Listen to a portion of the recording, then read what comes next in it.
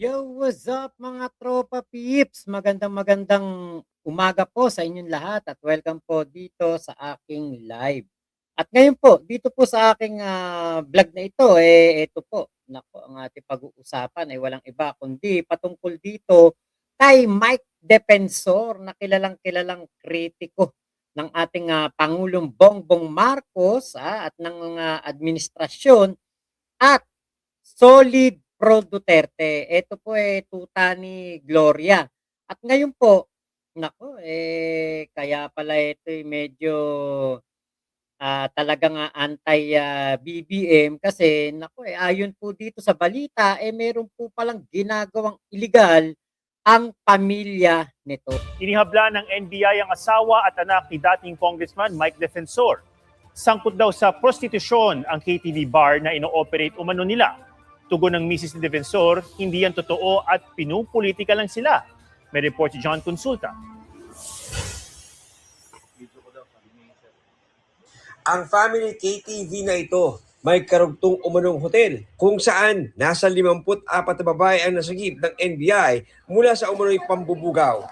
Merong secret passage papunta ron sa hotel. Pag naayos yung transaksyon, aakyat na doon sa hagdanan sa likod, paakyat diretso ron sa mga kwarto na pinapalabas nila ng hotel. At may natuklasan pa ang NBI sa may-ari ng hotel batay sa mga nakuha nilang dokumento. Ito pala, ang mga may-ari, yung asawa nga ni Mike Defensor at anak niya. So yung mga documents revealed na sila yung may mga kinalaman dito, no? Chicago Blue Hotel shares the same address. Then there are interlocking officers and also directors na nandiyan. Chairman daw ng kumpanyang may-ari ng hotel ang asawa ni dating Congressman Mike Defensor. Treasurer naman ang kanilang anak. Kahapon, inireklamo ng NBI ang mag-ina ni Defensor ng paglabag sa Anti-Trafficking in Persons Act at Comprehensive Dangerous Drugs Act. Todo tanggi sa paratang ang may bahing Defensor na si Julie. Wala raw silang kaugnayan sa sinilakay na bar. Halata naman daw na smear campaign ito na layong mag-imbento ng kaso laban sa kanila ng anak. Hamon niya kay NBI Director Melvin Matibag, harapin si Defensor kung may problema ito sa kanya at huwag idamay silang mag-ina, pati mga empleyado nila. Sinusubukan ng GMA News na makuha ng reaksyon si dating Congressman Defensor. Matatanda ang iniugnay ang mag-asawang Defensor sa paglutang ng 18 mga dating sundalo noong Marso na nagsabing kasama raw si... Ito wala namang politika dyan negosyo yan kung nga tinuturo ng mga papeles ay etong asawa at anak ni Defensor, di sagutin na lang nila sa korte. Pero huwag nilang sabihin na sila'y pinupolitika. Meron ako isang napanood na interview na kung saan sinasabi po nitong si Defensor na wag na daw pong idamay ang kanyang pamilya. At sabi rin po, ito daw pong mga establishmento na ito hindi daw kanila. Di patunayan na lang nila. 'Di ba? Sabi pa ni Defensor dun sa isang interview, ito daw mga ano na ito daw mga establishmento na ito.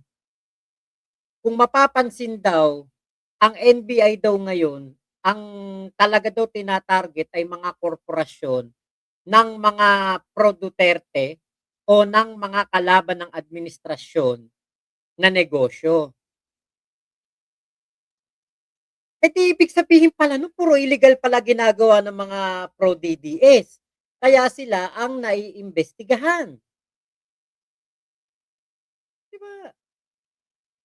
Kung tatamaan ng pamilya ng mga pro-Duterte o kaya may madadamay na mga pro-Duterte sa mga raid na gagawin ng NBI, kasalanan pa ba ng NBI yun? Na ang mga nare-raid nila ay mga gawain na illegal ng mga pro-DDS o pro-Duterte? Hindi na siguro nila kasalanan yun. Ngayon, ito po yung video. Panoorin po natin. Ayan huli po. Merong mga nagsasabi.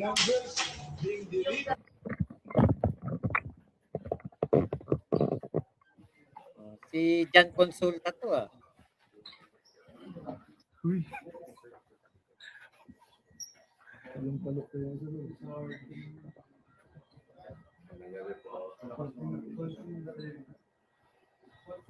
Kanino yan, sir? Kanino po yan? Sa inyo? Ito? Kayo, ikaw mismo nagdala? Ikaw? Ikaw, sir. Bakit ka nagdadala ng ganyan? Nako, Ano? merong pang mga illegal na ano, Diyos Marios. Ano ba naman itong bar ni Defensor? Eh, kung sa asawa ni Mike Defensor to, syempre, conjugal yun. Sir, excuse me. Hey, you cannot do that. Stay there, stay. You cannot do it to me. Stay there. Why? This is a raid. This is NBI. Okay, Yeah. okay. You cooperate, okay? You No, cooperate. no. No. You cooperate, okay? No.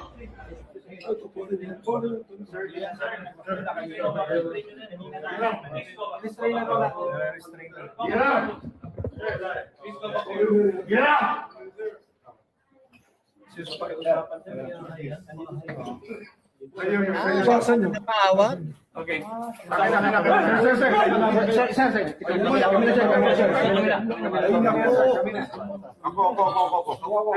Yan, so dito pumipili yung mga customer ng kanilang kukunin na babae bago dalhin doon sa kwarto sa itaas na meron palang access doon sa isang hotel na katabi ng KTV bar na ito. So, isa sa mga kapansin-pansin na nakita dito sa mga gamit ng umano'y bugaw na iniresto ng NBI ay itong pregnancy test na pinapagamit daw sa mga kababaihan na nasa kanyang pangangalaga. Ma'am, bakit may pregnancy test? Ha? Bakit may pregnancy test po kayo? Ano po yan, sir? Every month po, may ano po sir. May May pregnancy test po sir. sila. Opo. Kausap namin yung official ng barangay dito. Ang akala nila, ordinaryo KTV to. Matagal na to. At katunayan, tinicheck namin yung registro, nakalagay dito, family KTV siya. So, ang masama rito, meron pa kaming mga nakitaan dito na sa pribadong kwarto, may dalang mga pinagbabawal na gamot. Kasama namin ng CSWD rito para i-rescue sila. No? So, tingnan namin kasi baka maaaring may mga minor de edad din dito. So, ipoprocess natin at tutulungan natin sila to recover from the trauma na maaaring pinagdaanan nila dito sa lugar na ito. Ayan. Oh. Diba, kasalanan pa ba ng NBI kung katulad nito, KTV ang rehistro, ang business permit. Pero yun pala, ito'y club at konektado po doon sa hotel. Alam nyo ito isang dapat i-check dyan, yung CCTV. Kung sino ang mga parokyano. Tignan kung may mga CCTV dyan na mga naka-install. At baka, nako alam naman natin, ang mga ilang mga Duterte supporter, mga mangkanor yan. Ang ano nga lang dito, meron pang mga nakikita na mga customer na parang kumpiyansang-kumpiyansa pa no? Yung isa tatakas, yung isa naman parang relax na relax lang. Chill na chill. Ala na, kumbaga na-booking si Mike Defensor kasi syempre, kapag sinabing sa asawa niya to, conjugal. Diba? Kuda ng kuda, kung ano-anong mga pagbibintang ang ginagawa sa ating Pangulong Bongbong Marcos, sila pala ang may ginagawang mga illegal. Sila ang merong mga negosyo na illegal. Di ganyan talaga.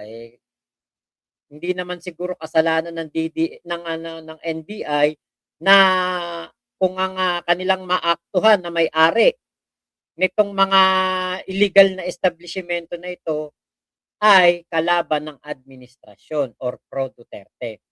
Yan lamang ay isang katibayan na ang mga DDS at kakampi ni Digong ay talaga pong gumagawa ng illegal at ito po ay mga illegalista. Yan ang kanilang mga pinapatakbo na negosyo. Kaya siguro sila nagagalit kay PBBM. Baka simula nung si PBBM ang naging presidente, nahirapan na sila sa kanilang mga illegal na gawain. Eto katulad nito, ang papeles po ay KTV, family KTV, pero yun pala club. Baka nung panahon ni Digong okay na okay yung ganyan, puwedeng-puwede. Alam naman natin si Digong mahilig diyan sa mga ganyang establisyemento. Mga ganyang 'di ba may kwento nga si Kap Nino Barsaga patungkol diyan na etong si Digong ay at itong kanyang mga tauhan ay dinadalhan po ng mga chika babes doon po sa Malacanang at ang Malacanang po'y ginawang cabaret.